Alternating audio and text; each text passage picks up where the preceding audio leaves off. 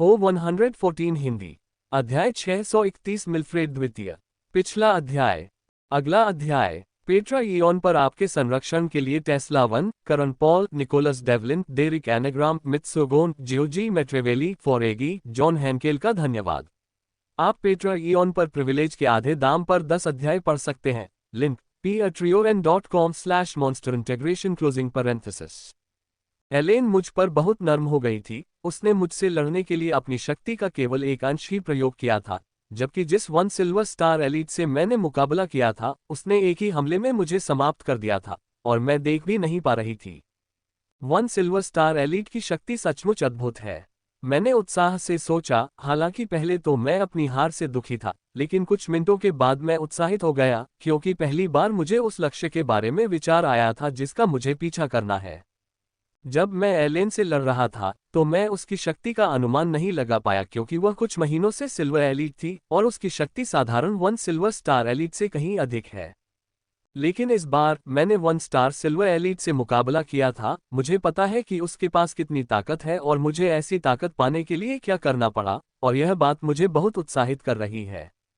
मैं एक बार फिर चौथी मंजिल पर गया, पंजीकरण पूरा किया और नए गिल्ड बैच को प्राप्त किया जो बैंगनी रंग का था। बैच को वापस अपनी छाती पर रखते हुए मैं दूसरी मंजिल पर गया। freewebnovel.com। एक आखिरी काम जो मुझे करना है वह है अपार्टमेंट का भुगतान करना। मैंने एक अपार्टमेंट किराए पर लिया है, लेकिन उसका भुगतान नहीं किया है, इसलिए मैं इसके भुगतान के लिए गिल्ड का उपयोग कर रहा हूं, जैसा कि रेचल ने कुछ मिनट पहले किया था।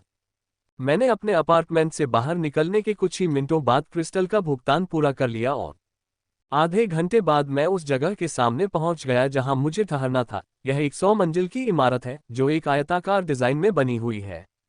चौकी में इमारत को 50 मंजिल से ऊपर जाने की अनुमति नहीं थी, लेकिन मिडजोन में ऐसी कोई सीमा नहीं थी, क्योंकि मैंने सैकड़ों इमारतें देखी हैं जो इससे ऊंची हैं। हमने इमारत की पूरी मंजिल को पट्टे पर ले लिया है, जिसमें पेंटहाउस अपार्टमेंट और 3 प्रशिक्षण हॉल भी हैं। ये सभी एक ही मंजिल पर हैं। हमारे नए अपार्टमेंट की सबसे अच्छी विशेषता प्रशिक्षण कक्ष है। मुख्य प्रशिक्षण कक्ष में एक एंड्रॉयड भी है जिसमें 1 स्टार सिल्वर एलीट की शक्ति है, जिससे मुझे अपने कॉल के अनुसार 1 स्टार सिल्वर एलीट मिलेगा। मैं जब चाहूं उससे लड़ सकता हूं, और जिस दिन मैं इसे हरा दूंगा वह दिन मैं युद्ध क्षेत्र में जाने के योग्य हो जाऊंगा, जहां असली पावर हाउस है। धप। मैं इमारत के सामने उतरा, उसके अंदर गया और फिर निजी लिफ्ट ली जो सीधे अपार्टमेंट की ओर जाती है। स्वागत है, मैंने सुना जैसे ही लिफ्ट का दरवाजा खुला और अपार्टमेंट में प्रवेश किया। मेरे होंठ रेचल से मिल गए और हम चुंबन में खो गए। कुछ देर बाद हमने तेज सांसों के साथ एक दूसरे को छोड़ दिया। तुम कब पहुंचे? मैंने पूछा। मैंने एक भी क्षण बर्बाद किए बिना सब कुछ तेजी से किया, लेकिन फिर भी मैं रेचल से पीछे रह गया। बस 1 मिनट पहले, उसने कहा। तो तुमने अभी तक अपार्टमेंट का निरीक्षण नहीं किया है? मैंने पूछा। नहीं, चलो साथ में निरीक्षण करते हैं, उसने कहा और मेरा हाथ पकड़ लिया। और मैं कौन होता हूं मना करने वाला। एक एक करके हमने अपने विशाल अपार्टमेंट का पता लगाना शुरू कर दिया। हमने सबसे पहले कमरों की जांच की। वे सुंदर और अच्छी तरह से सुसज्जित हैं। मैंने वह कमरा चुना जिसमें न्यूनतम डिजाइन था, जबकि रेचेल ने वह कमरा चुना जो चमकीले रंगों से सजाया गया था। वहां एक बड़ा हॉल है जहां 10 से ज्यादा लोग बैठ सकते हैं और रसोई में हर तरह के उपकरण हैं। इनमें से कुछ उपकरणों के बारे में मैंने पहले कभी नहीं सुना था। यह अच्छी बात थी कि मेरे साथ रेचल भी थी, जिसे रसोई के उपकरणों के बारे में बुनियादी जानकारी थी। जब मैंने सुना कि वे क्या कर सकते हैं तो मेरी आंखें चमक उठी, क्योंकि उनकी मदद से मैं बहुत सी चीजें पकाती हूं। मैं उन सभी को आजमाने के लिए इंतजार नहीं कर सकती। अगर नहीं तो मैं प्रैक्टिस हॉल के लिए ज्यादा उत्साहित हूं, इसलिए मैं अभी से खाना बनाना शुरू कर दूंगी। वाह, मैंने कहा जैसे ही मैं छोटे अभ्यास कक्षों में से एक में दाखिल हुआ। अभ्यास कक्ष साधारण था और उसमें कोई सजावट नहीं थी, लेकिन कमांड पैनल पर एक क्लिक से मैं इसे पूरी तरह से बदल सकता था। इस प्रशिक्षण कक्ष में सभी प्रकार की सुविधाएं उपलब्ध हैं, जैसे कि मसाज टेबल, इंद्रियों को प्रशिक्षित करने के लिए स्वचालित प्रक्षेप्य और दृश्य। मैं प्रशिक्षण कक्ष के दृश्य को दुनिया के इलाके के अनुसार बदल सकता हूं, और यह वैसा ही बन जाएगा। यह न केवल उस इलाके जैसा दिखेगा बल्कि उस इलाके की जलवायु भी होगी, इसलिए मैं अंदर रहते हुए भी बाहर का अनुभव कर सकता हूं। लेकिन यह इस प्रशिक्षण कक्ष की सबसे अच्छी विशेषता नहीं है। सबसे अच्छी विशेषता गुरुत्वाकर्षण है।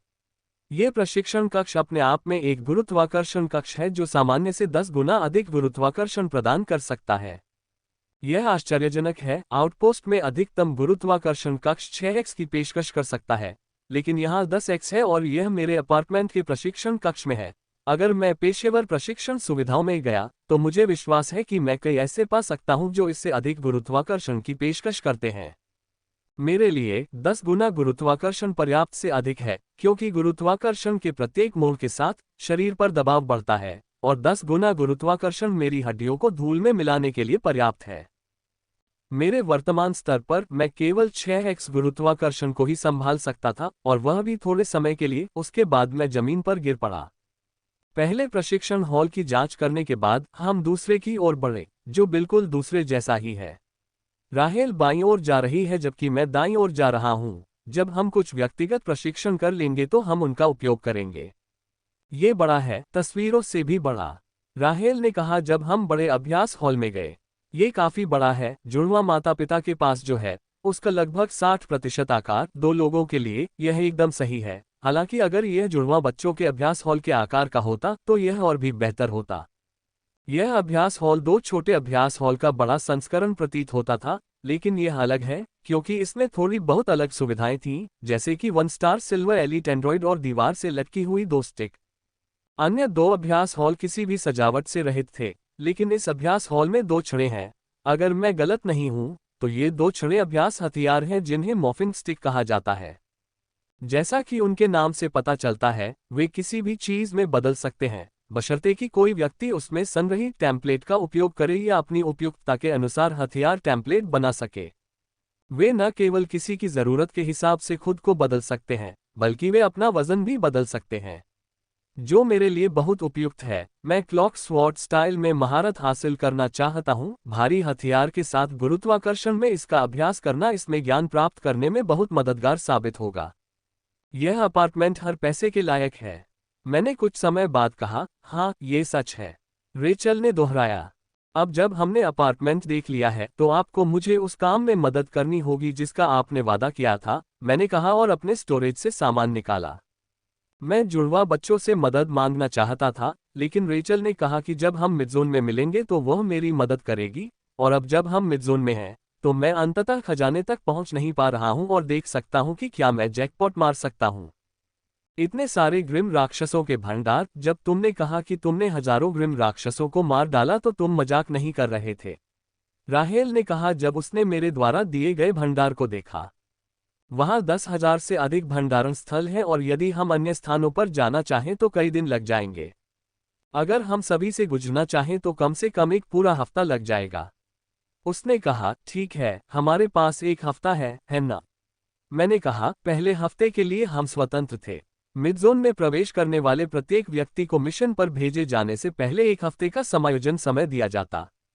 हाँ, हमारे पास है, और अगर हम काफी तेज होते तो हम जल्दी खत्म कर सकते थे, उसने कहा। मैंने सिर हिलाया। अगर हमारे पास इतना बड़ा अभ्यास हॉल नहीं होता तो ये पूरी तरह से अलग बात होती, लेकिन हमारे पास इतना बड़ा अभ्यास हॉल है, हम सीधे सभी रिलीज प्रेस कर सकते हैं, इसलिए अगर हम काफी तेज हैं तो ये सब कुछ दिन पहले हो जाएगा। क्या आप चाहते हैं कि मैं उन्हें एक एक करके खोलूं, या आपकी कोई प्राथमिकता है? रेचल ने पूछा। मैंने सभी भंडारण को उनके मालिकों के शक्ति स्तर के संदर्भ में विभाजित किया है, इसलिए मैं सबसे पहले शक्तिशाली ग्रिम राक्षसों के भंडारण को खोलने जाऊंगा, फिर कमजोर लोगों को खोलूंगा, लेकिन ये सब करने से पहले मेरे पास विशेष भंडारण है जिसे मुझे पहले खोलना होगा। हाँ, मैं चाहता हूं कि आप पहले इसे खोलें, मैंने कहा और उसे अपने स्टोरेज से स्टोरेज बैंक दिया। मुझे विशेष रूप से उसे यह स्टोरेज देते हुए देखकर उसने प्रश्नवाचक मुद्रा में अपनी भौहें चढ़ाईं।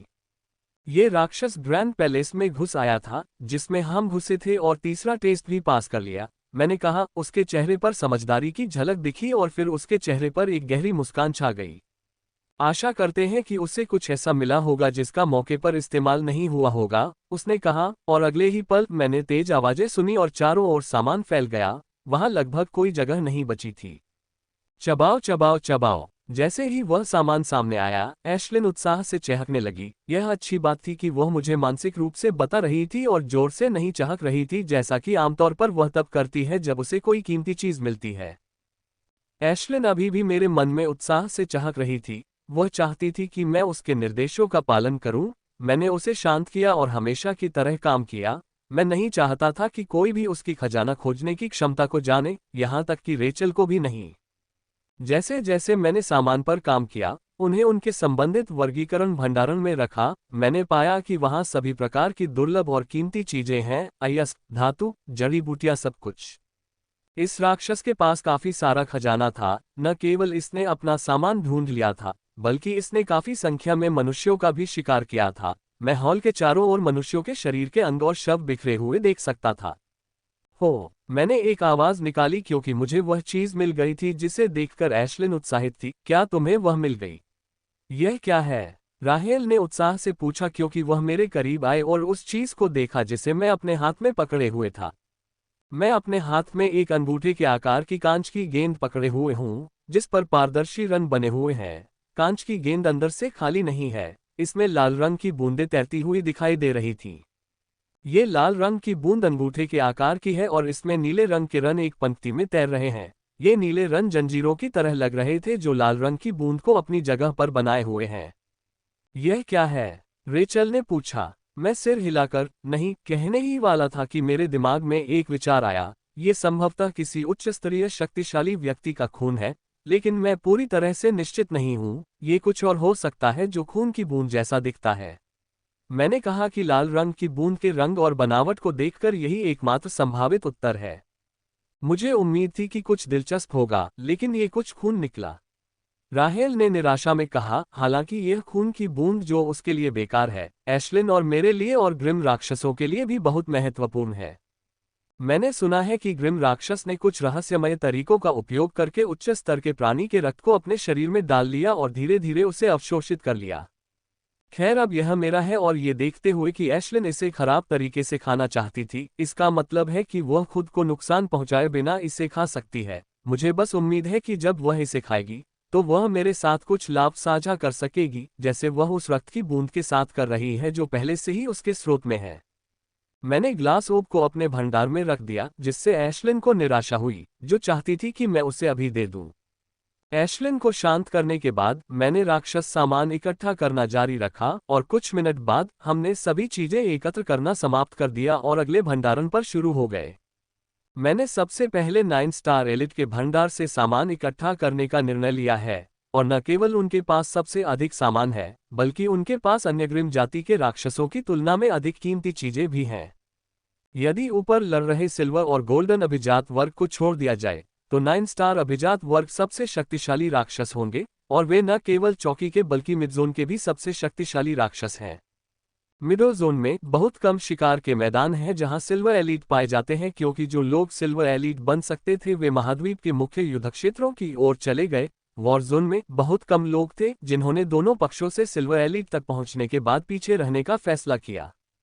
एक के बाद एक हमने स्टोरेज खोले और वहां हमें कई दुर्लभ और कीमती चीजें मिली, लेकिन कुछ भी उस ग्लास ओब की तुलना नहीं कर सकता था जो मुझे पहले मिला था।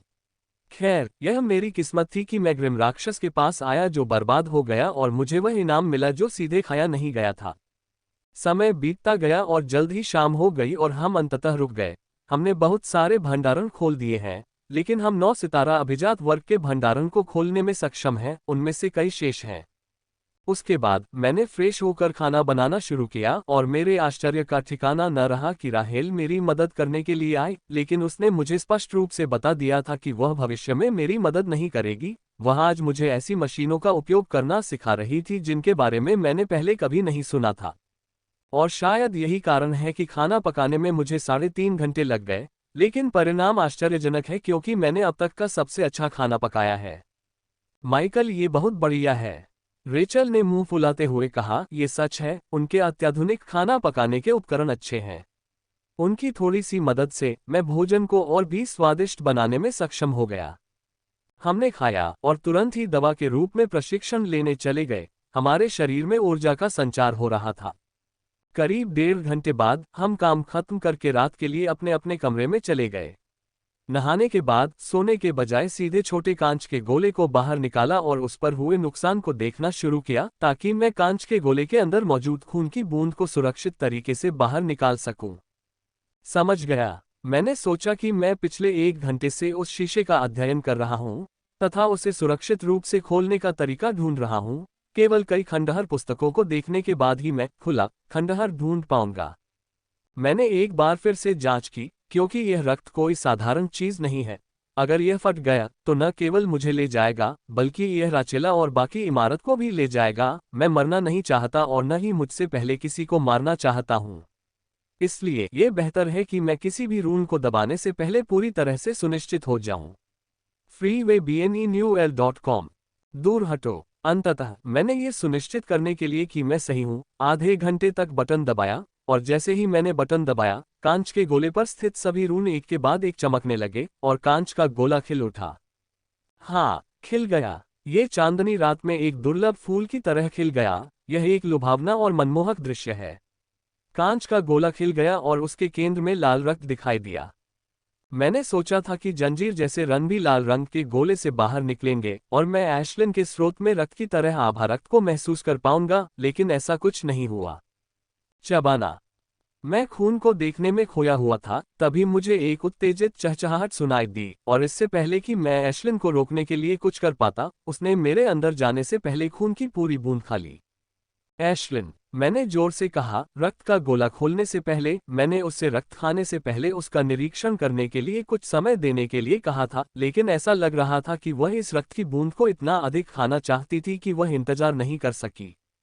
मैं उस खंडहर की श्रृंखला को देखना चाहता था, लेकिन ऐसा लग रहा था कि मेरी किस्मत इतनी खराब थी कि मैं ऐसा नहीं कर पाया। मैं इस तथ्य पर उदास था जब मैंने महसूस किया कि मेरे शरीर में अजीब ऊर्जा फैल रही है। ये दूसरों द्वारा छोड़ी जाने वाली ऊर्जा से पूरी तरह अलग है। वह दूसरी बूंद मेरी क्षमता को बढ़ाती है, लेकिन ऐसा लगता है कि यह मेरे शरीर और आत्मा को मजबूत कर रही है। आत्मा पर इसका प्रभाव शरीर पर पड़ने वाले प्रभाव की तुलना में काफी कम प्रतीत हुआ। मैं इससे सहमत हूं और स्रोत तक जाने के लिए तुरंत अपनी आंखें बंद कर लेता हूं। स्रोत में मैंने वह दृश्य देखा जो मैंने कल्पना से बिल्कुल अलग था। स्रोत में मैंने एशलिन के स्रोत की धधकती हुई आकृति के ऊपर बड़ा लाल रक्त गिरता देखा, ठीक उसी तरह जैसे अन्य रक्त की बूंद जिसे दबाया जा रहा है। अन्य रक्त बूंदों के साथ एशलिन बहुत सारी ऊर्जा बाहर निकालती थी, लेकिन इस एक के साथ वह हर कुछ सेकंड में मुश्किल से ऊर्जा की कुछ बूंदें बाहर निकाल रही है, और ऊर्जा की ये बूंदें काफी फीकी हैं। ये रक्त बूंदों का स्तर बहुत अधिक है, अन्यथा एशलिन एक बार में एक के बाद एक बूंदें खींचने के बजाय सीधे इसे चूस लेती। यद्यपि ये कण छोटे और धुंधले हैं, फिर भी प्रत्येक कण बहुत शक्तिशाली है, क्योंकि मेरे साथ इनका एक छोटा सा अंश साझा करने के बाद भी मैं अपनी शक्ति में स्पष्ट वृद्धि महसूस कर सकता था। पहले रक्त की बूंद के विपरीत इस रक्त की बूंद ने क्षमता की शक्ति में वृद्धि नहीं की, बल्कि इसके बजाय शरीर और आत्मा में वृद्धि हुई। और मैंने जो देखा उसके अनुसार इसने शरीर के लिए 3/4 शक्ति और आत्मा के लिए 1/3 शक्ति का उपयोग किया। ये बहुत अच्छा होता यदि यह शरीर और आत्मा को आधा आधा बढ़ा सकता, क्योंकि यह शरीर और आत्मा के समन्वय के लिए एकदम सही होता, जिससे मैं अधिक गुप्त ऊर्जा का उपयोग करने में सक्षम होता। खैर, मैं और अधिक नहीं रो सकता क्योंकि मुझे पहले से ही इतना मिल रहा है। प्रत्येक झोंके के साथ मेरी शक्ति में थोड़ी वृद्धि हो रही है। एशलिन जितना अधिक रक्त की बूंद से ऊर्जा झोंके को चूस लेगी, उतना ही बेहतर होगा। समय बीतता गया और प्रक्रिया वैसे ही चलती रही। मुझे नहीं पता कि कितना समय बीत गया, क्योंकि मैंने अपनी चेतना को स्रोत से बाहर नहीं आने दिया। मैं पूरी तरह से इस प्रक्रिया को देखने पर अपना ध्यान केंद्रित कर रहा हूं। हालांकि मुझे नहीं पता कि कितना समय बीत गया, लेकिन मैं अपनी प्रगति से अवगत हूं। वर्तमान में मेरे शरीर ने एक एमेथिस्ट सील की मजबूती प्राप्त कर ली है, जबकि आत्मा आधी एमेथिस्ट सील में है। और यह सिर्फ एक शुरुआत थी, क्योंकि मुझे लगता है कि इस प्रक्रिया के समाप्त होने में अभी भी कुछ समय है। मैं सही था, यह प्रक्रिया काफी समय तक चलती रही और फिर आखिरकार समाप्त हो गई, और मुझे जो लाभ मिले वे जबरदस्त थे। मुझे जो शारीरिक शक्ति मिली वह 3 नीलम मुहरों की शक्ति के बराबर थी, जबकि मेरी आत्मा को 1.5 नीलम मुहर का बढ़ावा मिला। ये प्रगति बहुत बड़ी है। अगर मैं बॉडी क्लींजिंग एक्सरसाइज का उपयोग करता तो मुझे महीनों लग सकते थे, लेकिन यहाँ मैं कुछ घंटों के भीतर ही यह कर पाया। इस ताकत के साथ मैंने एक बार फिर सिल्वर एलीट की ओर विशालकाय कदम बढ़ाया। ये बढ़ावा व्हाइट एलीट में 2 सितारा आगे बढ़ने के लिए पर्याप्त होता, लेकिन सिल्वर एलीट की ताकत तक पहुंचने के लिए यह पर्याप्त नहीं है। इससे पहले कि मैं अंततः सिल्वर एलीट में प्रवेश कर सकूं, मुझे इस तरह के कई बढ़ावा की आवश्यकता होगी। क्योंकि सिल्वर एलीट बहुत कठिन है, बस इसमें प्रवेश करने के लिए आवश्यक संसाधन बहुत अधिक हैं। मुझे आश्चर्य है कि सिल्वर एलीट में आगे बढ़ने और फिर गोल्डन एलीट में प्रवेश करने के लिए कितने संसाधनों की आवश्यकता होती है। संसाधनों के बारे में सोचते ही मेरा सिर घूमने लगा। यह अच्छी बात है कि मेरे पास एश्लिन है, जो कभी कभी इस तरह के चमत्कार करती है, जिससे मुझे अपनी ताकत जल्दी बढ़ाने में मदद मिली। मैं अपनी प्रगति से बहुत खुश हूँ। केवल एक चीज जिसने मुझे निराश किया वही ये कि मैं रक्त से कुछ भी समझ नहीं पाया। न केवल इस रक्त में कोई नियम शक्ति नहीं थी, बल्कि इसमें कोई आभा भी थी। अगर मैं पिछले 1 घंटे से इसके माध्यम से शक्ति प्राप्त नहीं कर रहा होता तो मुझे लगता कि यह रक्त की एक महत्वपूर्ण बूंद मात्र है।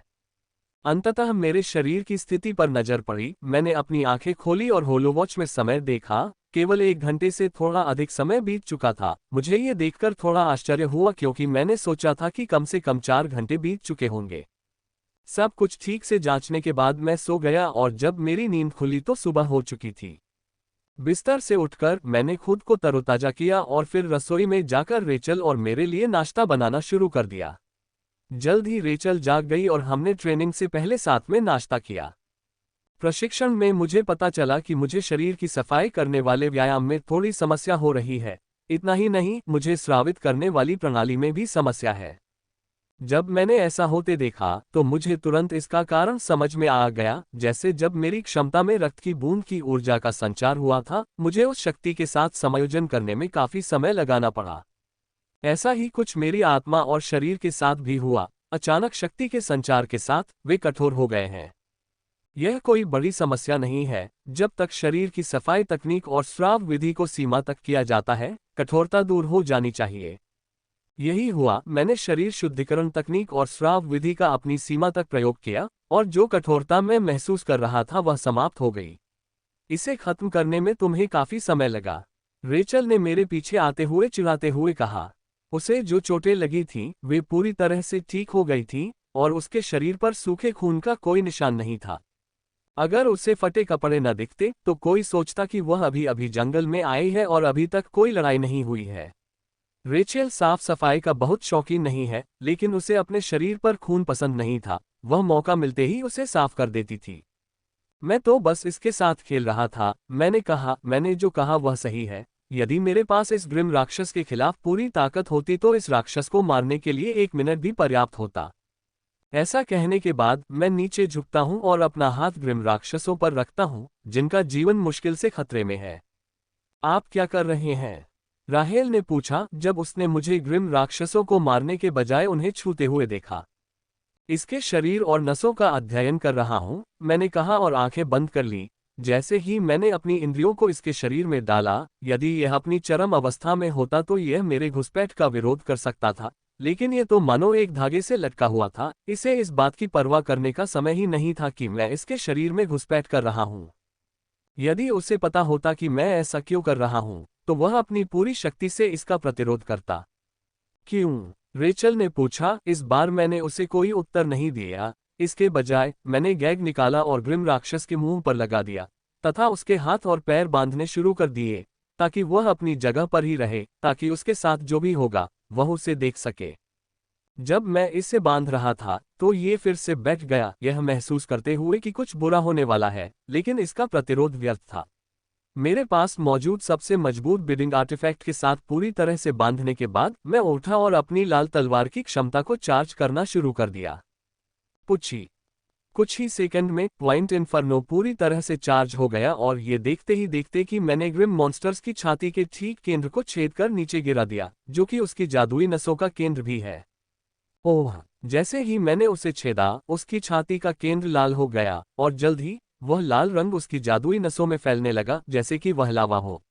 ग्रिम राक्षस दर्द से दहाड़ने लगा और उसने खुद को छुड़ाने की कोशिश की, लेकिन ये सब बेकार था। उनके बंधन इतने मजबूत हैं कि वे रजत अभिजात वर्ग को भी बांध सकते हैं, और यह ग्रिम राक्षस श्वेत अभिजात वर्ग की तुलना में थोड़ा अधिक मजबूत है। ये बंधन से मुक्त होने की शक्ति से बहुत दूर है। आप मौलिक क्रिस्टलों को एकत्रित करने का प्रयास कर रहे हैं, रेचल ने कहा। अंततः उसे समझ में आ गया कि मैं क्या करने का प्रयास कर रही हूँ। मैं केवल एक बार ही मैना क्रिस्टल एकत्रित करने में सफल रहा हूँ, और तब से मैं मौलिक मैना क्रिस्टल एकत्रित करने के लिए अपनी पूरी कोशिश कर रहा हूँ। हालांकि उसके बाद मुझे सफलता नहीं मिली, मेरे पास बहुत अनुभव है और ऊर्जा पर मेरा नियंत्रण बहुत बेहतर है।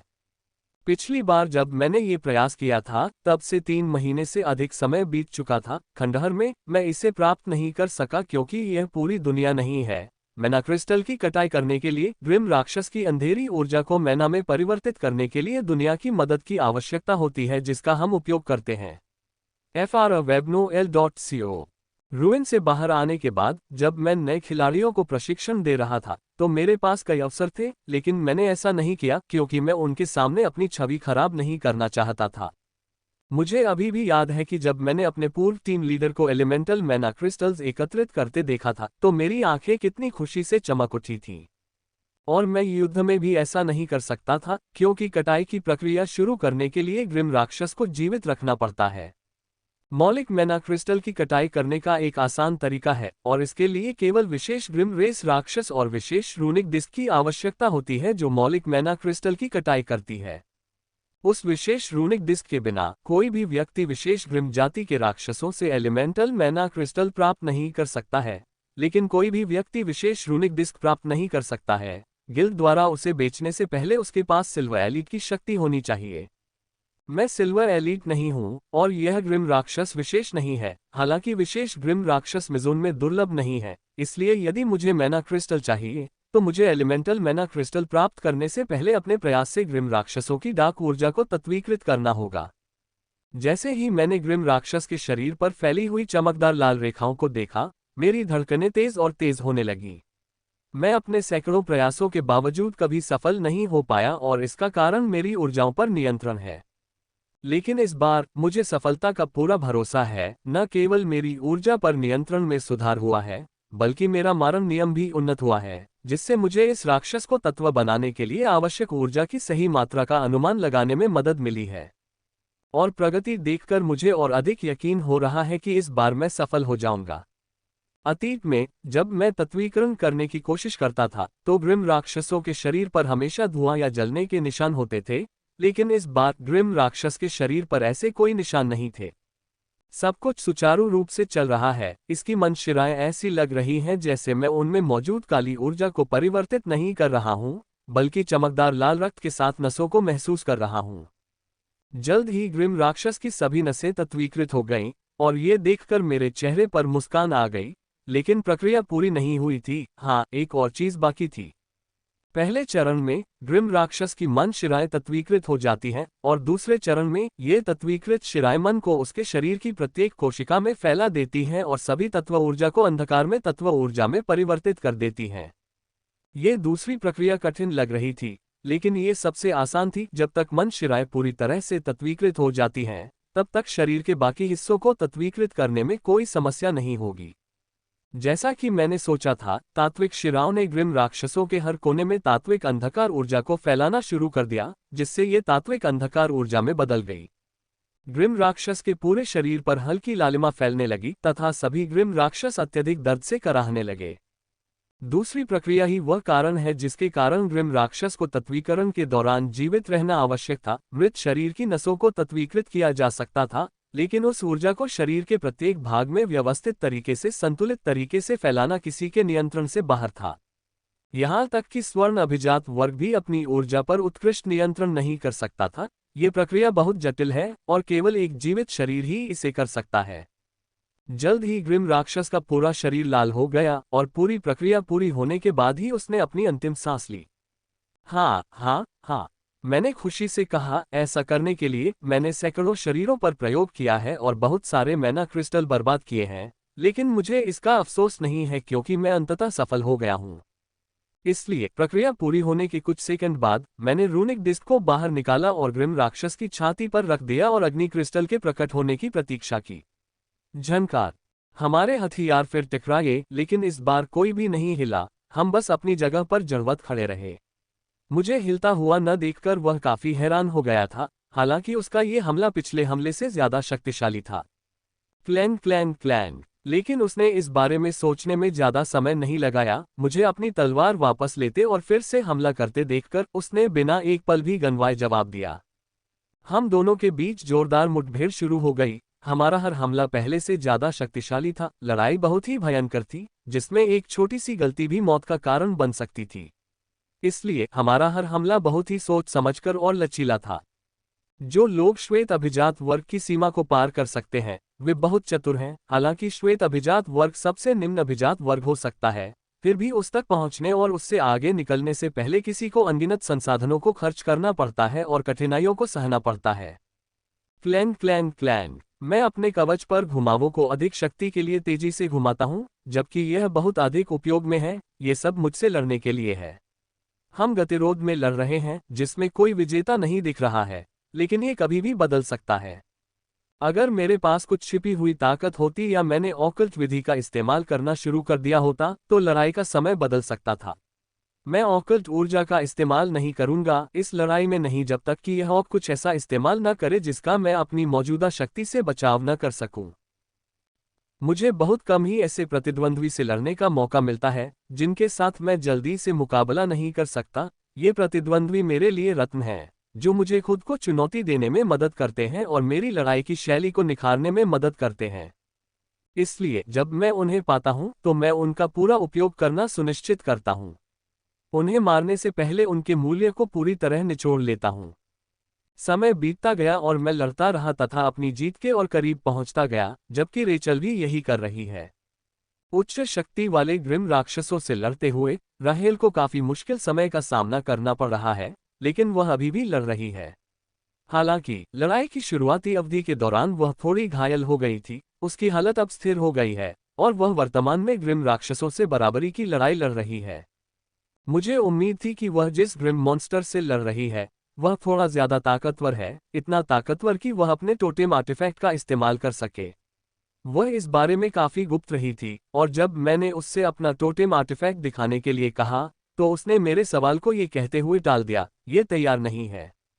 मैं उसके उत्तर से काफी उलझन में पड़ गई, क्योंकि कोई भी व्यक्ति एक ही दिन में टोटेम कलाकृति बना सकता है और जब चाहे इसका उपयोग कर सकता है, लेकिन रेचेल ने कहा कि उसकी टोटेम कलाकृति अभी भी निर्माण की प्रक्रिया में है।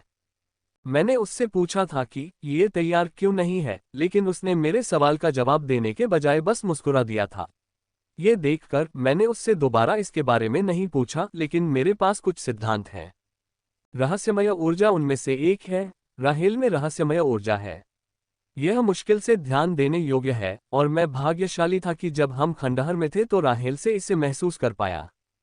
राहेल ने शायद ही कभी इस रहस्यमय ऊर्जा का इस्तेमाल किया हो, या मैं कह सकता हूं कि वह मुश्किल से इसका इस्तेमाल कर पाती है। अब तक मैंने उसके साथ कई बार लड़ाई की है, लेकिन मैंने उससे केवल 2 बार ही उस ऊर्जा को महसूस किया था, एक बार खंडहर में और एक बार कल जब वह सिल्वर एलीट एंड्रॉइड के खिलाफ बीटर ब्लैक थी। मैंने ऐसा इसलिए कहा था क्योंकि दोनों बार जब मैंने इसे महसूस किया था, तो ये बहुत हल्का था, लेकिन हर बार जब रेचेल ने इसका इस्तेमाल किया, तो वह थक गई। ग्रिम युद्ध क्षेत्र ने कई चीजों के बारे में मेरे क्षितिज को व्यापक बना दिया था। यदि मैं अभी भी वेस्टब्लड में होता, तो मैं अपने संकीर्ण क्षितिज के साथ ऐसी चीजों की ओर उपहास करता। आह, समय बीतता गया और हम लड़ते रहे। मैं ग्रिम राक्षस से लड़ रहा था जब मैंने दूर से खून जमा देने वाली चीखें सुनी। दोनों की चीखें केवल एक पल के लिए ही गूंजी और फिर बंद हो गईं। freewebnovel.com। राहेल ने उन्हें मार डाला था। मुझे लगा कि उसने ग्रिम राक्षसों को मार डाला है, और मैंने जो छोटी छोटी चीखें सुनी हैं, उनसे ये स्पष्ट है कि दोनों ग्रिम राक्षस कुछ ही सेकंड में मर गए, और उनकी मौत क्रूर थी। कमीने, मैं तुम्हें मार डालूंगा। मेरे सामने बैठा वेयरवुल्फ अपने साथियों की चीखें सुनकर चिल्लाया और गुस्से में मुझ पर हमला करना शुरू कर दिया। अच्छा, मैंने हंसते हुए कहा। जिस क्रोध से वह मुझ पर हमला कर रहा था, उसे देखकर मैंने युद्ध में ऊपरी हाथ प्राप्त कर लिया था और इस राक्षस को खत्म नहीं कर सकता था, लेकिन अपने दोस्तों की मौत सुनने के बाद वह क्रोधित हो गया था और क्रोध में मुझ पर हमला करना शुरू कर दिया था, जिससे इसकी शक्ति इतनी बढ़ गई थी कि उसने मुझे भारी रूप से दबाना शुरू कर दिया था। मैं उसके हमलों से बमुश्किल ही अपना बचाव कर पा रहा था। अगर मैं अगले ही पल थोड़ा भी धीमा हो जाता तो या तो मेरा सिर ऊपर उड़ जाता या मैं 2 टुकड़ों में कट जाता। बैटल इतना खतरनाक हो गया था। ये केवल हम मनुष्य ही नहीं हैं जो अपनी चरम भावनाओं का उपयोग अपनी सीमा को चुनौती देने के लिए कर सकते हैं, बल्कि अन्य प्राणी भी ऐसा कर सकते हैं, चाहे वह राक्षस हो या ग्रिम जाति। और इस ग्रिम राक्षस का चरम भावनाओं को महसूस करना मेरे लिए बहुत अच्छी बात है। इससे मैं किलिंग इंटेंट के अलग स्वाद को महसूस कर सकता था जो सीमा तक पहुंच गया था, ये बहुत अच्छा है, और मेरी अधिकांश एकाग्रता इस पर केंद्रित है, जितना मैं कर सकता था इसे देख रहा था। मेरा किलिंग रूल और सनफायर रूल बेसिक ग्रेड के मध्य स्तर की सीमा तक पहुंच गया था, और अब मैं उन्हें उच्च स्तर तक ले जाना चाहता हूं, जो कि बहुत कठिन बात है क्योंकि इसके लिए बहुत अधिक अंतर्दृष्टि की आवश्यकता होगी, जो मेरे पास है। बड़ी लड़ाई ने मुझे बहुत सारी अंतर्दृष्टि प्राप्त करने में मदद की थी। अगर मैं सही हूं, तो मेरे पास बुनियादी स्तर के उच्च स्तर तक आगे बढ़ने के लिए पर्याप्त अंतर्दृष्टि है। एकमात्र समस्या मौका है। मुझे सारी अंतर्दृष्टि को समझ में बदलने का एक मौका चाहिए, लेकिन ये कितना कठिन है। यह मौका भाग्य से मिलता है। यदि ऐसा न होता तो बहुत से लोग अपने वर्तमान स्तर की नियम शक्ति में नहीं टिक पाते। ये बहुत अच्छा होता यदि मुझे कॉम्प्रिहेंशन रूम तक पहुंच मिल जाती। इसकी मदद से मुझे अपने नियम शक्ति को आगे बढ़ाने के लिए आधे घंटे से भी कम समय की आवश्यकता होती, लेकिन दुर्भाग्य से मुझे कॉम्प्रिहेंशन रूम तक पहुंच नहीं मिली। मरना मरना मरना। समय बीतता गया, और गुजरते समय के साथ इसका गुस्सा इस स्तर तक बढ़ गया कि ग्रिम राक्षस उन्माद में चला गया। अब ये पागलों की तरह मुझ पर हमला कर रहा है। राहेल द्वारा मारे गए 2 ग्रिम राक्षसों में इस ग्रिम राक्षस के लिए कोई महत्वपूर्ण व्यक्ति होना चाहिए। उन ग्रिम राक्षसों की मौत ने इसे उन्माद में डाल दिया, लेकिन दुर्भाग्य से इसका कोई फायदा नहीं है। मैंने ग्रिम राक्षस की शक्ति और युद्ध शैली को लगभग समझ लिया है, और मुझे इसे एकल में मारने के लिए बस एक छोटे से मौके की आवश्यकता होगी। यदि अन्य लोग हमारी लड़ाई को देख रहे होते तो वे सोचते कि मुझे इस राक्षस के खिलाफ कड़ी मशक्कत करनी पड़ रही है, लेकिन सच्चाई यह है कि मैं अवसर की तलाश में काम कर रहा हूं और मुझे वह अवसर मिल गया। मुझे जैसे ही मौका मिला मैंने उसे गंवाया नहीं। बिना किसी हिचकिचाहट के मैंने क्लॉक स्वॉर्ड स्टाइल की तीसरी चाल का इस्तेमाल किया। पूछी, मेरी तलवार बिना किसी रुकावट के उसके हृदय को छेदती चली गई, और जब मुझे कुछ याद आया तो मुझे उसके हृदय को जलाने के लिए बड़ी मात्रा में सूर्य की आग छोड़नी थी। इसलिए सूर्य की आग के स्थान पर मैंने उसे स्थिर करने के लिए मारक ऊर्जा का प्रयोग किया और उसे मृत्यु के द्वार पर छोड़ दिया। इसे खत्म करने में तुम्हें काफी समय लगा, रेचल ने मेरे पीछे आते हुए चिढ़ाते हुए कहा। उसे जो चोटें लगी थीं, वे पूरी तरह से ठीक हो गई थीं, और उसके शरीर पर सूखे खून का कोई निशान नहीं था। अगर उसे फटे कपड़े न दिखते तो कोई सोचता कि वह अभी अभी जंगल में आई है और अभी तक कोई लड़ाई नहीं हुई है। रेचल साफ सफाई का बहुत शौकीन नहीं है, लेकिन उसे अपने शरीर पर खून पसंद नहीं था। वह मौका मिलते ही उसे साफ कर देती थी। मैं तो बस इसके साथ खेल रहा था। मैंने कहा, मैंने जो कहा वह सही है। यदि मेरे पास इस ग्रिम राक्षस के खिलाफ पूरी ताकत होती तो इस राक्षस को मारने के लिए 1 मिनट भी पर्याप्त होता। ऐसा कहने के बाद मैं नीचे झुकता हूं और अपना हाथ ग्रिम राक्षसों पर रखता हूं, जिनका जीवन मुश्किल से खतरे में है। आप क्या कर रहे हैं? राहेल ने पूछा जब उसने मुझे ग्रिम राक्षसों को मारने के बजाय उन्हें छूते हुए देखा। अंततः मुझे वह मधुर आवाज सुनाई दी जिसका मैं कई मिनटों से इंतजार कर रहा था। धब। जैसे ही मैंने ग्रिम राक्षस के शरीर से रूनिक डिस्क को बाहर निकाला, वह पहले से ही सूख चुका था। जीवन शक्तिहीन शरीर धूल में बदल गया था। 1062 अग्नि क्रिस्टल, मैंने खुशी से चिल्लाया और फिर पागलों की तरह हंसने लगा। राशि वास्तव में बहुत अच्छी है। मुझे उम्मीद नहीं थी कि यह ग्रिम राक्षस मुझे इतना क्रिस्टल देगा, क्योंकि यहाँ तक कि एक शीर्ष 9 सितारा अभिजात वर्ग लगभग 7000 मैना क्रिस्टल देगा, लेकिन इस राक्षस ने मुझे 10,000 से अधिक क्रिस्टल दिए हैं। एक मौलिक क्रिस्टल का मूल्य 10 सामान्य मान क्रिस्टल के बराबर है। इसका मतलब है कि मेरे पास मौजूद 1062 अग्नि क्रिस्टल 10,620 नियमित मान क्रिस्टल के बराबर हैं। मैं वास्तव में बहुत खुश महसूस कर रहा हूं, इसलिए नहीं कि मैं 1000 मैना क्रिस्टल प्राप्त करने में सक्षम था, बल्कि इसलिए कि मैं एलिमेंटल क्रिस्टल प्राप्त करने में सक्षम था, जो कि वॉरजोन से निरंतर आपूर्ति के बावजूद हमेशा बहुत दुर्लभ होते हैं। एलिमेंटल क्रिस्टल की आपूर्ति हमेशा बहुत कम होती है, और यह समझ में आता है। ये एलिमेंटल मैना क्रिस्टल नियमित मैना क्रिस्टल से बेहतर होते हैं क्योंकि वे कई चीजें कर सकते हैं जो सामान्य मैना क्रिस्टल नहीं कर सकते। हर चीज में उनकी जरूरत होती है, हवाई जहाज के ईंधन से लेकर कीमिया तक, अभ्यास से लेकर टोटेम कलाकृति बनाने तक हर किसी को उनकी जरूरत होती है, और यही कारण है कि एडवेंचर्स पैराडाइज में आने वाला हर बैच हमेशा जल्दी बिक जाता है। आप मुझे मौलिक क्रिस्टल की कटाई करना सिखाएंगे, है ना? राहेल ने डिस्क से लाल अग्नि क्रिस्टल निकालते हुए पूछा। जरूर, मैंने कहा। अगर उसे ऊर्जा पर नियंत्रण की कमी होती तो ये काफी परेशानी भरा होता, लेकिन उसका ऊर्जा नियंत्रण एलिमेंटल क्रिस्टल को इकट्ठा करने के लिए पर्याप्त से अधिक है। इससे पहले कि वह ग्रिम राक्षसों से एलिमेंटल क्रिस्टल इकट्ठा करने में सक्षम हो, मेरे निर्देश के तहत कुछ प्रयास करने होंगे। चल दर, मैंने कहा और हम चले गए और कुछ मिनट बाद हम ग्रिम राक्षसों की नई टीम के सामने आ गए। वे सभी 9 सितारा अभिजात वर्ग के थे लेकिन ग्रिम राक्षस की टीम की तुलना में कमजोर थे जिनसे हमने पहले लड़ाई की थी। FREOMEGA abnormal.com। हमने उन्हें कुछ ही मिनटों में समाप्त कर दिया और उनकी कटाई शुरू कर दी। पिछली बार की तरह इस बार भी मैंने उनमें से मौलिक क्रिस्टल की कटाई करने से पहले उन्हें तत्वीकृत किया है। रेचल ने 4 ग्रिम राक्षसों को भी हराया था और उनसे मौलिक मैना क्रिस्टल प्राप्त करने के लिए जानबूझकर उन्हें जीवित रखा था। रेचल सफल नहीं हुई, हालांकि इससे वह थोड़ी निराश हुई। उसने ये भी समझा कि वह सिर्फ एक दिन में सफल नहीं होगी।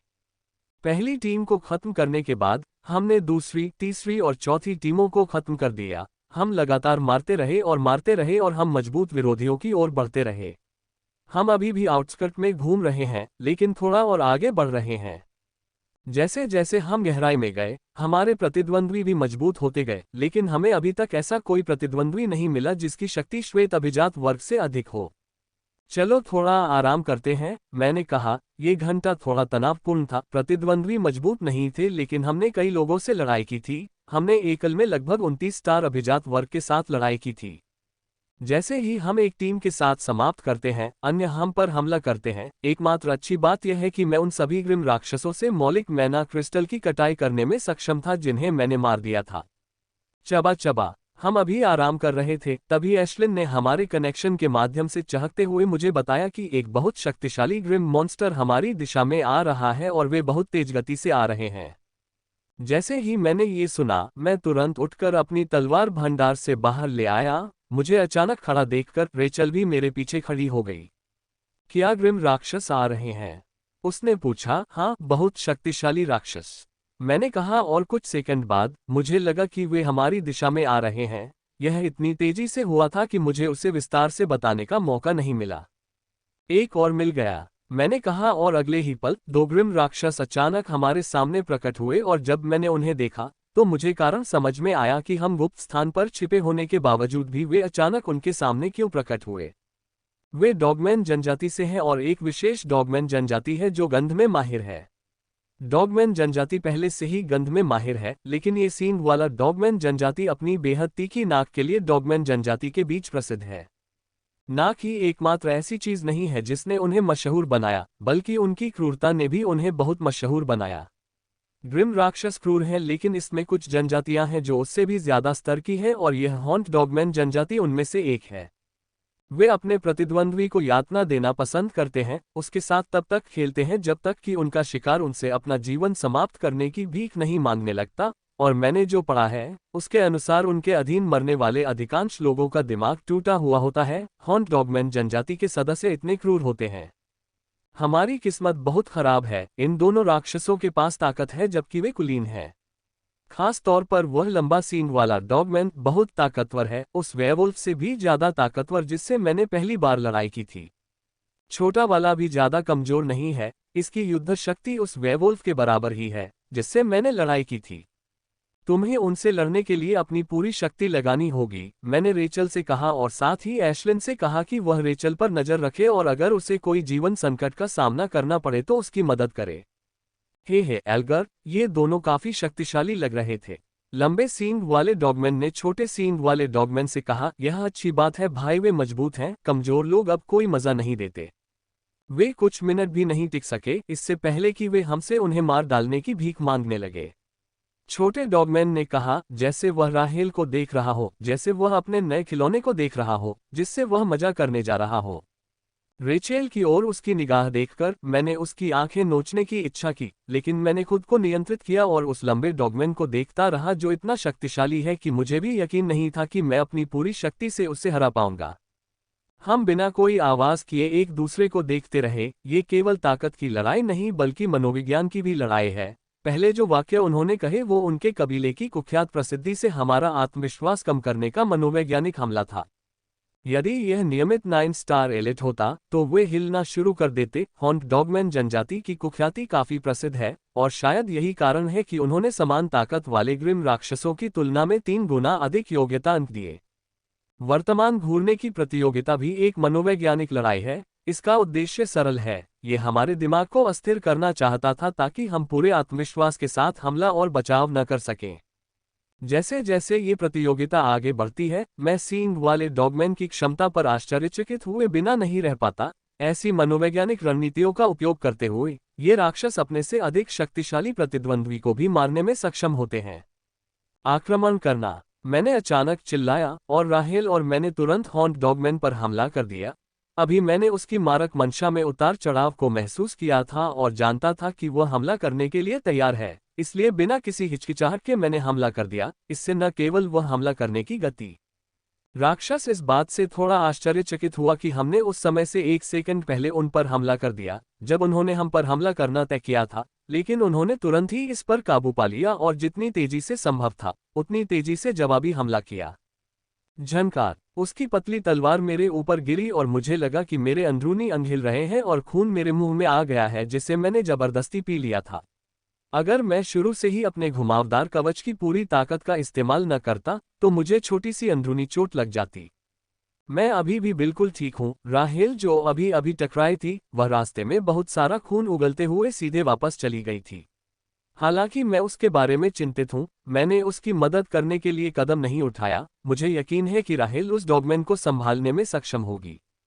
फ्रीवेब नो एल सी सिग्मा एम। अगर वह ऐसा नहीं करती तो अभी भी एशलिन है जो राहेल को बचा लेगी इससे पहले कि उसके साथ कुछ गंभीर हो जाए।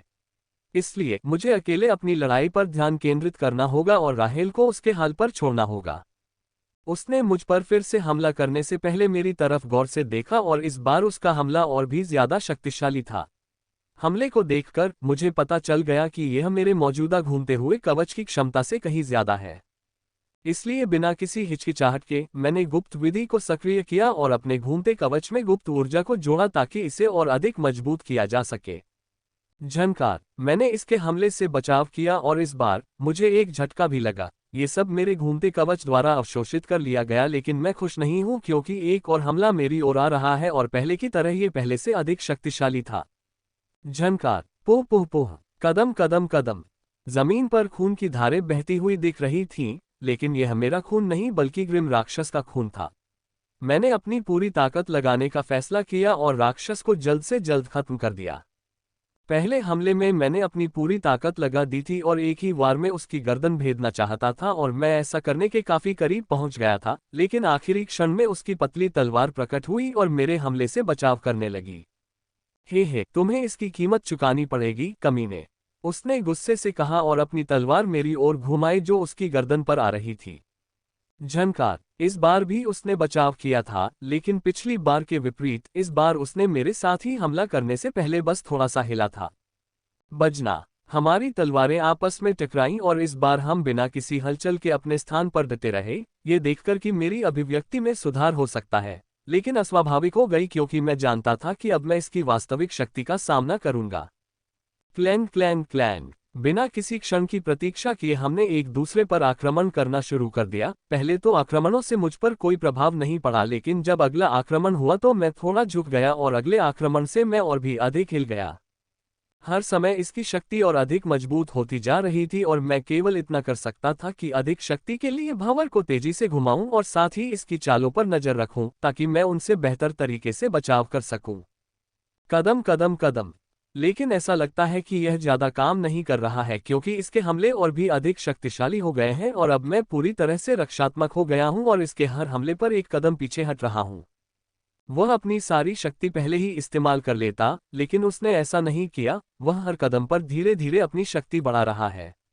वह ऐसा इसलिए कर रहा है ताकि मुझे भ्रम हो कि वह वास्तव में जितना शक्तिशाली है उससे कहीं अधिक शक्तिशाली है और अगर वह चाहे तो मुझे किसी भी क्षण मार सकता है। मैं इस रणनीति को अच्छी तरह से जानता हूं क्योंकि मैंने इसका इस्तेमाल किया है और मुझे पता है कि यह कितनी उपयोगी है। यह मनोवैज्ञानिक रणनीति लगातार एक पर दबाव डालती है जब तक कि कोई यह न मान ले कि प्रतिद्वंद्वी उससे ज्यादा शक्तिशाली है और लड़खड़ाने लगे और इससे उसके प्रतिद्वंद्वी को हमला करने का मौका मिल जाता है। ये रणनीति अच्छी है लेकिन मेरे लिए बेकार है। मैं इसकी शक्ति की गहराई को अच्छी तरह से जानता हूँ। यह मुझसे ज्यादा शक्तिशाली है, लेकिन इतना शक्तिशाली नहीं है कि अगर इसने अपनी पूरी शक्ति का इस्तेमाल किया तो भी यह मुझे एक ही हमले में मार सके। ज्यादा से ज्यादा इसे कुछ मिनटों तक कोशिश करनी होगी, उसके बाद ही यह मुझ पर घातक हमला कर सकता है और मैं कोई बेवकूफ नहीं हूं जो इसे ऐसा करने दूं। अगर हालात वाकई मुश्किल हो गए और बचने का कोई रास्ता नहीं बचा तो मैं एशलिन से मदद मांगूंगा। अब उसके पास इस राक्षस को मारने की पर्याप्त शक्ति है। टुकड़ा। धिक्कार है। मैंने गाली दी क्योंकि उसकी तलवार मेरे हाथ पर कट गई थी। यह अच्छा हुआ कि मैंने उसके हमले को भांप लिया और समय पर आगे बढ़ गया, अन्यथा मुझे जो मिला वह एक पतला घाव नहीं होता। Slice slice slice. पहले हमले के बाद मेरे शरीर पर और भी घाव दिखने लगे। पहले तो मैं कुछ हमलों से बच पाया, लेकिन अब हमले से बचना काफी मुश्किल हो गया था। उसका हर हमला मेरे शरीर पर लगता और उभर आता। यहाँ तक कि मेरी गर्दन और चेहरा भी चोटों से नहीं बचा। यदि मुझमें अशुभ पौधे का कोई कण न होता तो अब तक मैं खून से लथपथ हो चुका होता। वर्तमान में मैं बहुत ही अनिश्चित स्थिति में हूँ, जहाँ मेरी ओर से की गई छोटी सी गलती मेरा सिर ऊंचा कर सकती है। मैं अब तक केवल इसलिए जीवित हूँ क्योंकि मेरे पास हत्या का नियम है, जो मुझे खतरे के बारे में सहज ज्ञान और चेतावनी देता है। अगर यह न होता तो मैं कुछ ही मिनटों में पाताल लोक पहुंच जाता। हालांकि अधिकांश खबरें बुरी हैं, लेकिन एक अच्छी खबर यह है कि ग्रिम राक्षस अपनी शक्ति की सीमा तक पहुंच गया है। वह मुझसे लड़ने में अपनी पूरी शक्ति लगा रहा है। अब मुझे इस खतरनाक स्थिति से बाहर निकलना होगा और इसके लिए मुझे केवल लड़ते रहना है। केवल लड़ते रहने से ही मैं इस खतरनाक स्थिति से बाहर निकल पाऊंगा और मार पाऊंगा। Slice slice slice. मेरे शरीर पर हर कुछ सेकंड में खूनी घाव उभर रहे थे। उन्हें रोकना असंभव था। मैं बस उन्हें सहन कर सकता था और अपने दांतों में छिपे अशुभ पौधे के मूल को कुचल सकता था जब मेरी चोटें एक निश्चित सीमा तक पहुंच जाती थीं। समय बीतता गया और जल्द ही 2 घंटे बीत गए और पहले की तरह मेरा शरीर खून से लथपथ हो गया, लेकिन पहले के विपरीत मेरे शरीर पर घाव अब ठीक नहीं हो रहा था और जिससे वह बहुत खुश थी। मैं भी खुश हूँ। मैं करीब 2 घंटे से अपने शरीर पर लगे सैकड़ों घावों का यह अकल्पनीय दर्द झेल रहा हूँ। अब इन सब का बदला लेने का समय आ गया है, लेकिन पहले मुझे इसे मारने का सही मौका तलाशना होगा। Slice slice slice. अधिक से अधिक घाव उभरने लगे और वे बहुत दर्दनाक लग रहे थे, लेकिन मुझे सभी हमलों से बचने की क्षमता होने के बावजूद उन्हें सहना पड़ा। 2 घंटे की लड़ाई के बाद उसकी युद्ध शैली मेरी आंखों के सामने स्पष्ट हो गई थी। मैं उसके हमले की तीव्र रेखाओं का अनुमान लगा सकता था और उससे बचने के लिए मुझे थोड़ा आगे बढ़ना पड़ा। तुम मर क्यों नहीं जाते? वह गुस्से में चिल्लाया। यह उसका 7वीं बार था जब वह ऐसा चिल्ला रहा था और हर बार मैं उसे सिर्फ एक चिढ़ाने वाली मुस्कान देता था, लेकिन इस बार मैं नहीं मरूंगा। तुम अभी तक नहीं मरे हो, तो मैं कैसे मर सकता हूँ? मैंने कहा और मेरी तलवार तेजी से उसकी तलवार के पास से गुजरी। ये देखकर वह घबरा गया और बचाव करने की कोशिश की, लेकिन ये सब व्यर्थ था क्योंकि मेरी तलवार पहले ही उसकी छाती तक पहुंच चुकी थी। पूछी। थोड़ी सी बाधा से मेरी तलवार उसकी छाती को पार कर उसके सिर को छेदती हुई आगे बढ़ गई, और जैसे ही उसने ऐसा किया मैंने उसके शरीर में बहुत अधिक मारक ऊर्जा भर दी, जिससे वह पूरी तरह से निश्चल हो गया। शिक। मैंने एक सहज गति से ग्रिम राक्षस की छाती से अपनी तलवार निकाली और अपने घावों को ठीक करने के लिए अपने मुंह में अशुभ पौधे के मूल के अंतिम कण को कुचल दिया। धप। उसका शरीर जमीन पर गिर गया और मेरी चोटें दिखने वाली गति से और 1 सेकंड के भीतर ठीक होने लगी। ये काफी समय में मेरी सबसे खूनी लड़ाई थी। मैं लड़ाई में ज्यादा घायल नहीं हुआ था जितना कि अब हुआ है। लड़ाई की आवाज सुनकर मुझे पता चला कि रेचेल अभी भी लड़ रही है और मैं उसकी ओर बढ़ने ही वाला था कि मेरी नजर सींग वाले डॉगमैन पर पड़ी, जो जमीन पर निश्चल पड़ा था। मैंने उसे नहीं मारा क्योंकि मुझे उससे मैना क्रिस्टल प्राप्त करना था, इसलिए बिना समय बर्बाद किए मैंने उसे बांध दिया और अपनी तलवार को चार्ज करना शुरू कर दिया। राहेल के लिए मुझे यकीन है कि वह अपने आप ही उन राक्षसों को संभाल लेगी, और एशलिन है जो किसी भी खतरे में आने पर उसे बचा लेगी। सींग वाले कुत्ते वाले ने शायद अंदाजा लगा लिया था कि उसके साथ क्या होने वाला है, और वह अब अपनी आंखों से भीख मांग रहा है, लेकिन मुझे उस पर दया का एक टुकड़ा भी महसूस नहीं हुआ। ये निश्चित है कि उसने उन चीजों को किया है जो मैं उसके साथ करने जा रहा हूँ, इससे 100 गुना बदतर है। पूछी। जैसे ही तलवार पूरी तरह से चार्ज हुई, मैंने छाती के बीच में छेद कर दिया और उसने गैग के माध्यम से धीमी आवाजें निकालनी शुरू कर दी, लेकिन मैंने थोड़ी देर तक उन्हें नहीं सुना और मेरा ध्यान पूरी तरह से उसके शरीर पर फैल रही लाल रेखाओं पर केंद्रित रहा। जल्द ही रेखाएं फैलना बंद हो गईं और उसका शरीर लाल होने लगा। अपनी जादुई नसों को तत्वीकृत करने के बाद उसके शरीर का तत्वीकरण शुरू हुआ, जो कुछ ही सेकंड में समाप्त हो गया। ये प्रक्रिया लंबी लग सकती है, लेकिन ये बहुत तेजी से हुई। यह 1 मिनट में समाप्त हो गई। कटाई की प्रक्रिया तत्वीकरण प्रक्रिया की तुलना में अधिक समय लेती है। उसके पूरे शरीर को धातुकृत देखकर मैंने ग्रिम मॉन्स्टर के शरीर से अग्नि क्रिस्टल प्राप्त करने के लिए उस पर रूनिक डिस्क रखी। मुझे ये देखकर काफी आश्चर्य हुआ कि राक्षस अभी भी जीवित है। ये राक्षस वास्तव में शक्तिशाली था, ऐसी भयानक जीवन शक्ति ने इसे संपूर्ण तत्वीकरण प्रक्रिया में जीवित रहने में मदद की। अगर मैंने रूनिक डिस्क का उपयोग नहीं किया होता, तो मुझे विश्वास है कि यह तत्वीकरण को उलट देता और कुछ ही घंटों में नया जैसा हो जाता। यही कारण है कि ग्रिम राक्षसों को मारना महत्वपूर्ण है, अन्यथा उनकी भयानक जीवन शक्ति के कारण वे किसी भी क्षति से ठीक हो सकते हैं। रूनिक डिस्क रखने के बाद मैं शरीर के पास नहीं रुका और उस जगह की ओर चला गया जहां राहेल लड़ रही है। शरीर को तत्व बनाना एक बात है, लेकिन अगर मैं क्रिस्टल की कटाई तक वहां रहा, तो अगर राहेल को पता चल गया तो मैं यहां खत्म नहीं करूंगा। मुझे उस स्थान तक पहुंचने में कुछ मिनट लगे जहां रेचेल और सींग वाला डॉगमैन लड़ रहे थे। जब मैंने उनकी लड़ाई देखी तो मुझे ये देखकर आश्चर्य हुआ कि रेचेल बिल्कुल ठीक लग रही थी। ये ग्रिम राक्षस था जो मुश्किल समय से गुजर रहा था। ग्रिम राक्षस मुश्किल से रेचल के हमलों से बचाव कर पा रहा था। अगर उसमें भयानक जीवन शक्ति नहीं होती तो वह रेचल के ब्लेड के नीचे मर जाता। ग्रिम राक्षस के खिलाफ राहेल अभी भी अपने टोटेम आर्टिफैक्ट का उपयोग नहीं कर रही है, लेकिन मैं अभी भी उससे रहस्यमयी मंद ऊर्जा को महसूस कर सकता हूँ। यही वह चीज है जो उसे शक्ति में बढ़ावा देती है। यह ऊर्जा वास्तव में रहस्यमय है। मुश्किल से ध्यान देने योग्य डिग्री तक कमजोर होने के बावजूद ये राहेल को बहुत बड़ा बढ़ावा देती है। मैं मदद नहीं कर सका, लेकिन उसके पास कितनी ऊर्जा है, और अगर उसके पास बहुत अधिक मात्रा में है और वह इसका पूरा उपयोग करने में सक्षम है तो वह कितना आतंक लाएगी। लड़ाई जारी है। हालांकि रेचेल का स्पष्ट ऊपरी हाथ था, ग्रिम मॉन्स्टर भी कमजोर नहीं है, खासकर अब जब वह अपने अंतिम चरण में है। वह जीवित रहने के लिए सब कुछ दे रहा है। मुझे एक छिपी हुई जगह मिली और मैं राहेल के लड़ते हुए दृश्य का आनंद लेते हुए बैठ गया। वह वास्तव में सुंदर है, उसकी हर हरकत में सुंदरता झलकती है। ऐसा लगता है जैसे वह लड़ नहीं रही बल्कि नाच रही है। freewebnovel.com। पूछी। कुछ समय बाद वह अंततः उसके हृदय को छेदने में सफल हो जाती है। हालांकि उसे इसमें थोड़ी कीमत चुकानी पड़ती है क्योंकि उसने घाव के बदले घाव ले लिया था, लेकिन उसके कंधे पर लगे घाव की तुलना में, जो आसानी से ठीक हो सकता था, राक्षस के हृदय पर लगा घाव वास्तव में खतरनाक है। राक्षस के हृदय में बसा एक सरल आदेश और बिजली का नियम उसके हृदय को नष्ट कर देगा। बहुत बढ़िया, मैंने कहा जैसे ही मैं अपने छिपने के स्थान से बाहर आया। उसे इस बात पर कोई आश्चर्य नहीं हुआ कि उसकी लड़ाई समाप्त होने के बाद मैं बाहर आया हूं। मुझे इसे समाप्त करने में आपकी तुलना में अधिक समय लगा, रेचेल ने कहा, क्योंकि उसने राक्षस को बांधना और उसका मुंह बंद करना शुरू कर दिया था। और जब उसने ये काम पूरा कर लिया तो उसने अपने भंडारण से आर्टिफैक्ट को बाहर निकाला और उसे चार्ज करना शुरू कर दिया। पूछी। 10 सेकंड में हथियार पूरी तरह चार्ज हो गया और उसने उसे राक्षस की छाती के बीच में गिरा दिया। पूरे दिन में रेचेल ने आज 20 से ज्यादा ग्रिम राक्षसों के साथ प्रयोग किया था, लेकिन वह एक बार भी सफल नहीं हुई। वैसे मैंने भी हजारों के साथ ऐसा ही अनुभव किया था। यदि मेरे पास अभी जो ऊर्जा है उस पर नियंत्रण होता तो मुझे इतनी आवश्यकता नहीं होती। केवल 2-3 दिन ही मौलिक क्रिस्टल प्राप्त करने के लिए पर्याप्त होते। जैसे ही रेचेल ने ग्रिम मॉन्स्टर की मैना शिराओं के केंद्र को छेदना शुरू किया, केंद्र पूरी तरह से बैंगनी हो गया और फिर उसके पूरे शरीर पर फैलने लगा। मैंने आश्चर्य भरे भाव से बैंगनी रेखाओं को फैलती रेखा की ओर देखा, क्योंकि अब तक रेचेल कभी भी जादुई नसों के 3/4 से अधिक को तत्वीकृत नहीं कर पाई थी, लेकिन अब यह पिछली प्रक्रिया को पार कर गई थी और अंत तक पहुंच गई थी।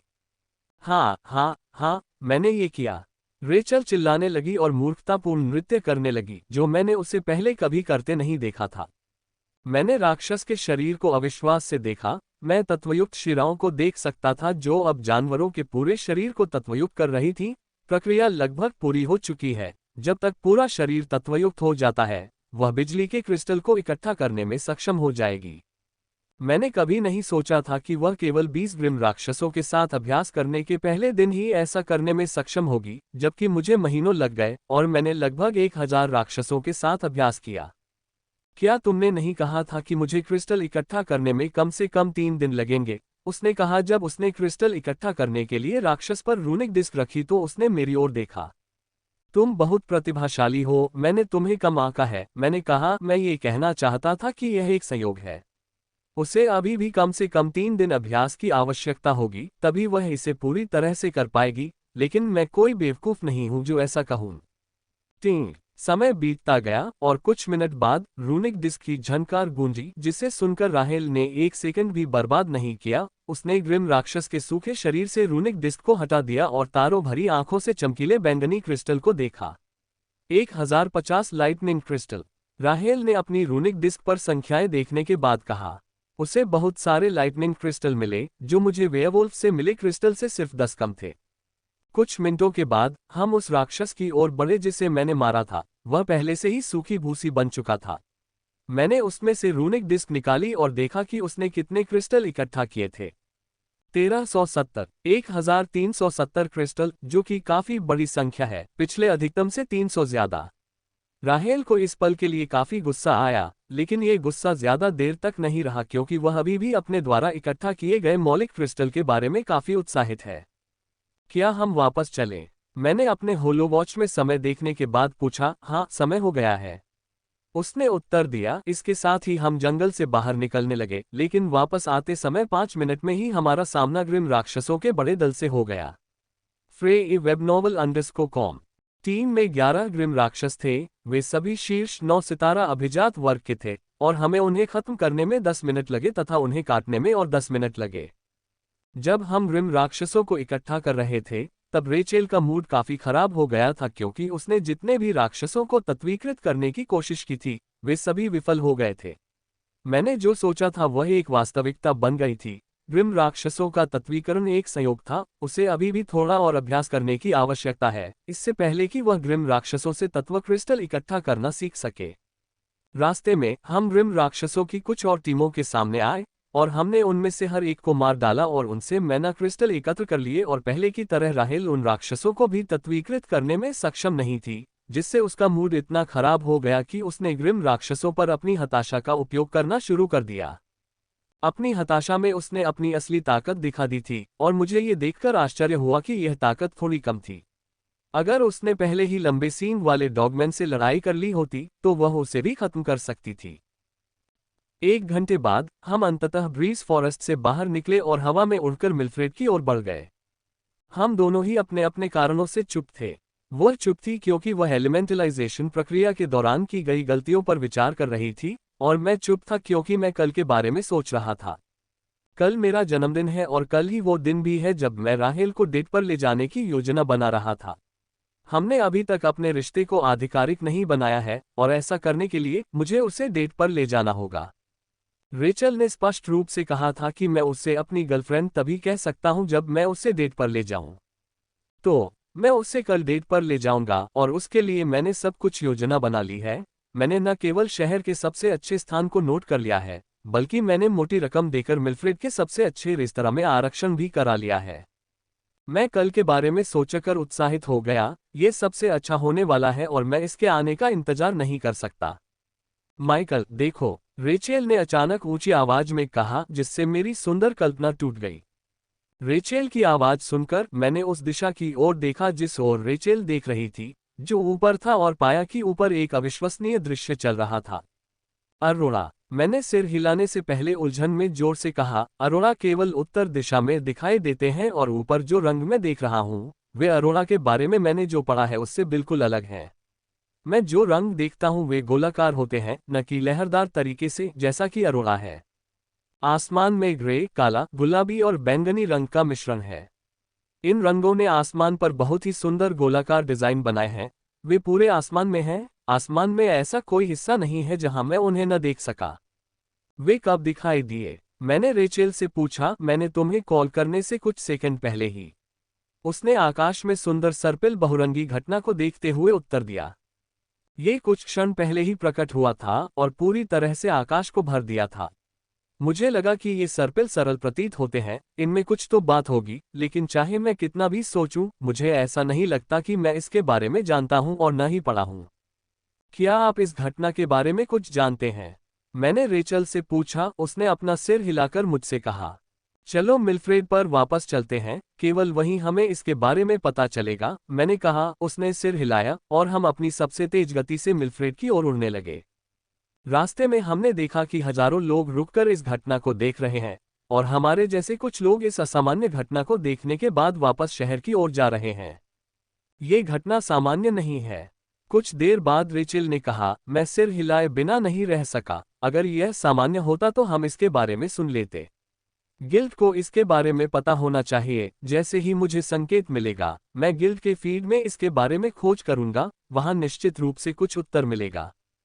हम अपनी तीव्र गति से मिल्फ्रेड की ओर बढ़ते रहे और जल्द ही हम मिल्फ्रेड की छाया देखने में सक्षम हो गए और कुछ सेकंड बाद हमारे होलोवाच पर संकेत आ गया। टिंग टिंग। मैं गिल्ड फीड खोलने ही वाला था कि मैंने देखा कि कई नोटिफिकेशन सामने आ रहे हैं और उनमें से एक गिल्ड का था जिस पर बैंगनी रंग का निशान था। यदि वह किसी अन्य रंग का होता तो मैं उसे अनदेखा कर देता, पहले गिल्ड फीड की जांच करता और फिर उसमें लिखी बातें पढ़ता। लेकिन जब मैंने देखा कि यह एक बैंगनी मेल है तो मैंने बिना किसी हिचकिचाहट के उसे खोला और पढ़ना शुरू कर दिया। जैसा कि मैंने उम्मीद की थी, संदेश आकाश में दिखाई देने वाली घटना के बारे में था। गिल्ड ने तुरंत मुझे वापस बुलाया और निर्देश दिया कि मुझे क्या करना है। क्या आपको भी अपने गिल्ड से पर्पल मेल मिला? रेचल ने पूछा। हाँ, मैंने जवाब दिया और हम दोनों ने फिर से अपनी गति बढ़ा दी। 5 मिनट में हम मिल्फ्रेड पहुंच गए और निर्देशानुसार सीधे अपने अपने गिल्ड की ओर चल पड़े।